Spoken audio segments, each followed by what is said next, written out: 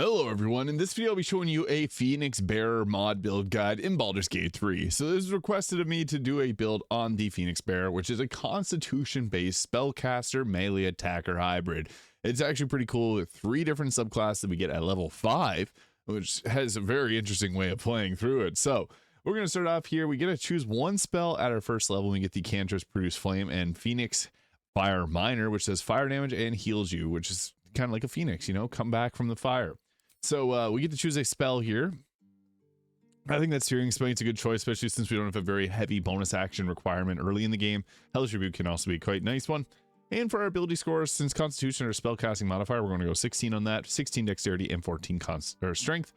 You could also put the stats a different way if you'd like, but this works well for us. You could also, I guess, change the Dexterity around to Strength, but this is a medium armor wearer, so we can use things like the Armor of Agility here to give ourselves the best armor class possible. So once we get ourselves to level 2 here, we get a cantrip, the Imbue weapon, which adds additional 2d4 of fire damage for 3 turns as a concentration, and we get a battle stance, which plus 1 armor class. It's hard to go wrong with that. You can go dueling if you want to use a shield, however, and we get a feat at level 2, so we can use this to take up our constitution or our dexterity for better armor class and attack rolls. Now once we get to level 3, we get a Conjure Azure level 1, and we get a bunch of different summons in this class. We also get access to some higher level spells with things like Misty Step taking a high priority of things that we want to take.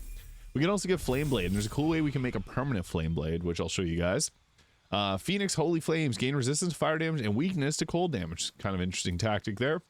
And for the next level, we can take Hellish Rebuke. I guess for the Flame Blade, you can have a hireling cast Flame Blade upcasted, dismiss the hireling, make sure they have a piece of item in their inventory, and then rehire that hireling, and they're going to have a permanent version of the Flame Blade. So I can show you what that looks like here. We get to take a battle tactic though. This is nice. You can take do additional 1d8 damage against a target if they're below their maximum health points. I like the Horde Breaker, which lets you attack 2 targets at once.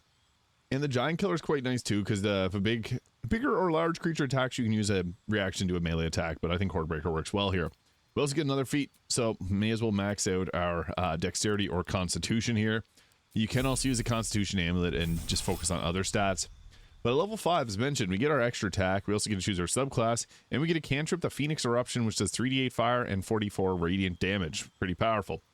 And we get to choose a spell with Spirit Guardians being high priority. There's also this unique one, Fire Arrow, which does fire damage similar to Lightning Arrow. But we get 3 choices for subclass. There's Knight of the Phoenix, which gives us Battle Master maneuvers. There's some that are cool like Phoenix Fly, Phoenix Strike. While these are cool, they're not super strong. Like this here, Fire Cleave only does 2d6 fire damage. Riposte is always a nice thing, and Rally's a nice thing to take as well. The Fire Mage gives us Meta Magics, which is good, yeah, but I think that the best one is the Otherworldly Diplomat. You can take any of these 3. If you take the Knight of the Phoenix, take the Riposte and probably Pushing or Maneuver or Rally. One of these 3 here. Disarming Attack's also nice. For Fire Mage, take your Quicken spell, take your Twin spell. But for the Otherworldly Diplomat, this gives us Conjure Azure level 5, and we get actually better summons as we continue to level up. And fire summons are pretty cool, underutilized in the game, so we're going to go with that. At level 6 here, we get ourselves class feature, Phoenix Connection, gives us additional 1d6 fire damage when attacking. And we get the Phoenix Blast, which does 5 rays of fire, each doing 3 to 18 fire damage. We also get to choose a spell, which I would recommend taking Fireball here for obvious reasons. It's Fireball. And at level 7, we get another cantrip with Phoenix Fire, now doing 3d10 fire. And we also get the Moving Flames. You connect to the plane of fire, gives you 1 bonus action. So that's quite nice. We can also take the Fire Arrow or Branding Smite if you want that, but I think the Fire Arrow works well. And we'll take another feat, plus 5 to initiative. Never a bad choice to take that. Once we get to level 8, we get our Conjure Fire Elemental. So this is cool, getting ourselves another summon. And we get Arcane Recovering, allowing us to recover our spell slots. We get to take 2 spells here, with Wall of Fire and Minor Elemental being a good choice to go with. Now, we do get a lot of summons with this, and I'll show you that. Now, at level 9, we get resistance to slashing and radiant damage, and we also get to take another spell here, so we can go with something like our Branding Smite. Even Healing Word's okay, because we do have a bonus action, an extra bonus action for healing, so that could be useful as well. Level 10, we get Phoenix Fireball, doing a 6d12 fire and a 2d6 radiant damage. What's nice about radiant damage, we can actually stack Radiating Orbs well with this build. Flaming Spear is another summon we could go with, but it does require concentration, so it's not the best choice. And we get to take another feat here, which I like Savage Attacker reroll damage die. It's never a bad option. Warcaster is another good one, or we can go to Ability Score Improvement and take up another stat. And at level 11, we get our Conjure Fire Myrmidon, huge. And we also get to take Conjure Elemental and Planar Binding or Telekinesis for our next level spell, your personal preference. And at level 12, we get the class feature, Minor Avatar of Holy Flames. Deal additional damage on weapons by 1 to 4 fire damage and 1 to 4 radiant damage, and gain resistance to piercing damage. Reduces incoming cold damage by 4 points. And we also get our Phoenix Fire Major, which heals us for even more after dealing damage.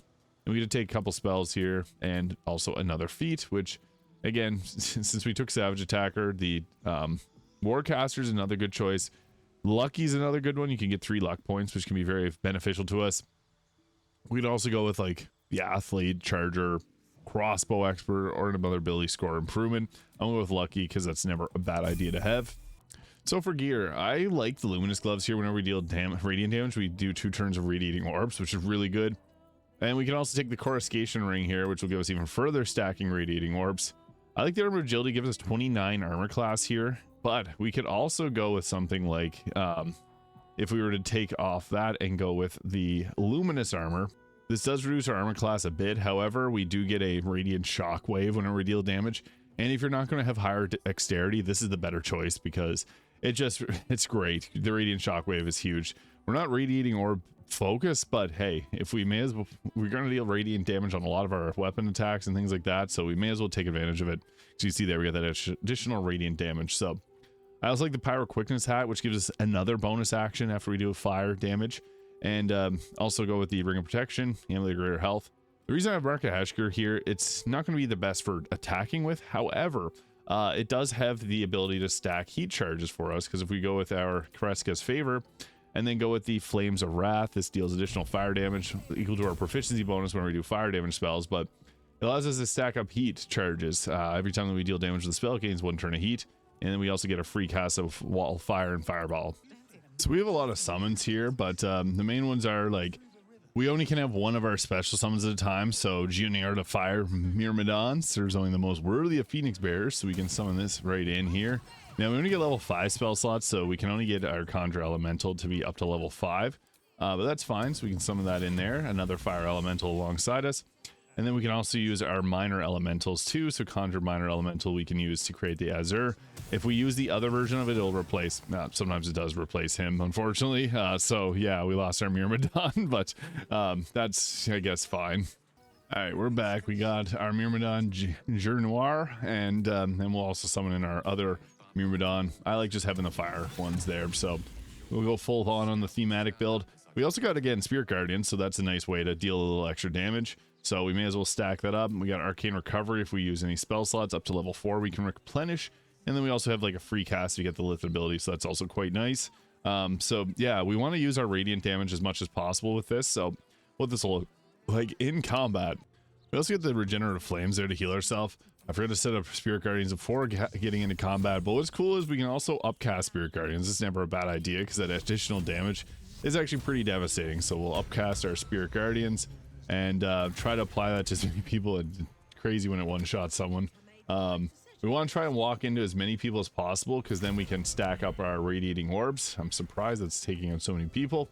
And just a hair shy of being able to hit that target with it. So since we got this close, we may as well use our Phoenix Fireball here, because with the Phoenix Fireball, it's going to also give radiant damage, so that we can apply Radiating Orbs. That's 10 stacks on that target there. So yeah, it works really, really well. And then we also got 3 bonus actions because of the the Pyro Quickness hat, so that gives us some pretty powerful attacks. And we can make an extra attack after that, so we can even go with like the Horde Breaker here to do a bow attack. Unfortunately, I can't move, so I'm stuck in place. But they spawn in a bunch of extra enemies here to fight against. So I also got, I guess, the Phoenix Blast is a bonus action ability as well. So we could take out this character here. The thing with the Phoenix Blast is it's only usable per short rest, so you got to be mindful of that. Phoenix Fire is also another bonus action ability, so it is kind of tricky to not use up all your bonus action abilities all at once. But I guess we got an extra attack here, so we may as well use that. And we can use that twice per turn. So yeah, that took them out. That's what we needed. And we got lots of bonus action abilities, so we can't move to really utilize that. But even the Phoenix, yeah, I can't reach any of them. The nice thing about fire myrmidons is they also have elemental warp, so they can get in really close to enemies that you may not be able to get into yourself. It also has a firebolt cantrip here. It's got the scorching strike, immolation, which can hasten itself, which is pretty crazy. It does require concentration, so you can be mindful of that.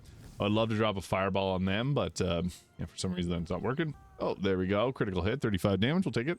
And it's our turn again. Now, I love seeing groups of enemies like that together. We don't have our Phoenix Fireball, but we also have our Reaper Eruption here, which we could, I guess, use. It does have, you have to get close to be able to apply that, I guess. So we could also drop down just a regular old Fireball. It's still going to be quite damaging because with the gear that we got, we're still able to apply Radiating Orbs on everyone. So that's quite nice in and itself. And moving around to be able to apply Radiating Orbs on everybody is also pretty good as well. So we'll see if we can inch. Yeah, got Mind Broken. Of course we did. I guess since the Myrmidon can't get Mind Broken, we can haste it and then use it to it'll get an extra action on its next turn. So we can then just go around hitting everybody. It does hit pretty strong, actually. It also gets the Phoenix Fire. Like, it's a special version of it too. So it's pretty cool. I guess we'll attack disadvantage. Yeah, we have a lot of disadvantage on these attacks, so we may as well just use our Phoenix Fire here and hope that that hits. And they saved on it, but we still got the healing on our Myrmidon. Lucky is also nice because it can give you some defensive abilities here. So like this, yeah, there's a critical hit. It's not so lucky. So it's our turn again. We can just go with a good old-fashioned main hand attack as well, because this will also stack up Radiating Orbs. And then we also have the Horde Breaker here, so you can see if there's two targets beside each other, we can do an attack against one, and then we also get the follow-up attack. So we got our second attack there that we can also hit the target with, which is nice. You can also swap that with melee attacks, and we lose Lucky to hit there, further stacking our Radiating Orbs. And we also got our bonus action ability, so the Phoenix Explosion here is not a bad choice, because this is actually going to give us a bit of extra radiant damage, and that actually spawned more enemies for us. We also got ourselves like the Phoenix Fire here to heal ourselves back the damage that we just took and hopefully take this target out. Perfect. And then we can run away to safety. And we can also use our Myrmidon to get into some better placing. So we can run it back here, and then I guess we can't use our Phoenix Blast, but we can go ahead with our main hand attacks. We got two of them here, so we can go with like a Cinderous Swipe, which is in a large cone as well, so we can actually hit multiple targets with this if we line that up properly. So you can see there, 3 in 1, boom.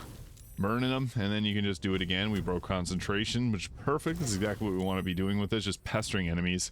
And since we have a concentration on haste, it actually brings a lot of attacks towards us, so that's also nice. I think it's just to show off all their special abilities. Again, there's a large group of enemies right over here. I just kept getting not counterspelled, but commanded back to back to back. You can see there that the Phoenix Fireball there does a ton of damage. And then we got our Phoenix Blast to follow it up with, and it also hits quite hard, as you'll see here. Boom, finishing off another one. And then we also got like Wall of Fire that we can pop down for great crowd control. The Phoenix Fire abilities are also very powerful too, so you can go ahead with those, taking enemies out and healing yourself. And you also have a second one that you can also pop down as well, which does a lot of damage. So yeah, there's a lot of fun abilities here. I guess even the Fire Arrow, which is kind of a funky one because it looks like Lightning Arrow, but it's fire damage. So yeah, that is very powerful. The Phoenix Bear in Baldur's Gate 3 as per request. If you got any requests for builds that you'd love to see, let me know in the comments. Hit the subscribe button below if you haven't already, and I'll see you all in the next one.